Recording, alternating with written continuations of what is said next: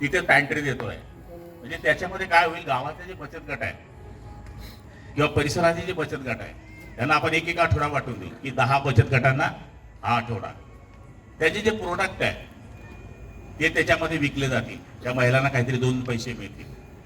आमचा हा कन्सेप्ट या मतदारसंघामध्ये जिल्ह्यात आपण करतोय, धरणगावला पण आपण करतोय. त्याच्यामध्ये नगरपालिकेलाही उत्पन्न मिळेल, दुकानाचं भाडं त्याच्यामधून मिळेल, म्हणजे नगरपालिकेला काहीतरी उत्पन्न मिळेल आणि महिलांना रोजगार मिळण्याचा या ठिकाणी प्रयत्न होईल. तर तेच पण सुद्धा 2 कोटी रुपयाचं काम आपण मंजूर केलं आहे. ते पण लवकरात लवकर सुरू होणार आहे.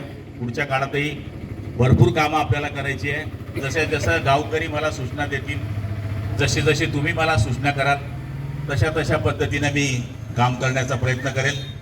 आपल्या आशीर्वादाने मी निवडून येणार नाही असं म्हणायचे, पण लाडक्या बहिणींनी चांगलाच कार्यक्रम केला आणि मला निवडूनच तर दिलंच, पण पुन्हा मंत्री होणार नाही.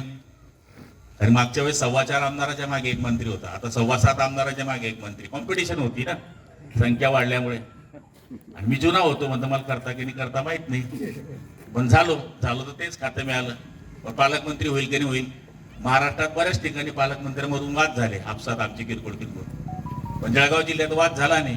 मला विचारलं की बाबा गिरीश भाऊ पालकमंत्री झाले तर तुम्हाला काय वाटतं, तर चांगलं वाटतं. सावकारी बी झाले तर मला चालतं. त्यांना विचारलं तर ते सांगायचे गुलाबराव पाटील झाला तरी चालतं.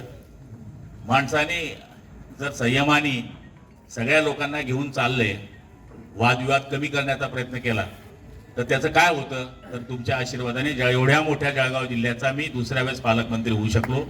हे फक्त संयमाने आणि आपल्या सगळ्यांचं असलेलं प्रेम, लोकप्रतिनिधीचं असलेलं प्रेम, त्याच्यामुळे मी हे काम करू शकतोय. त्यामुळे नशिराबाद वासियांचे जे उपकार आहे ते फेडण्याचा छोटा मोठा प्रयत्न मी निश्चितपणाने करतोय. पुढच्या काळामध्येही करण्याचा या ठिकाणी प्रयत्न करेल अशी खात्री आपल्याला या ठिकाणी देतो आणि माझे लांबलेले 2 शब्द संपवतो. जय हिंद, जय महाराष्ट्र.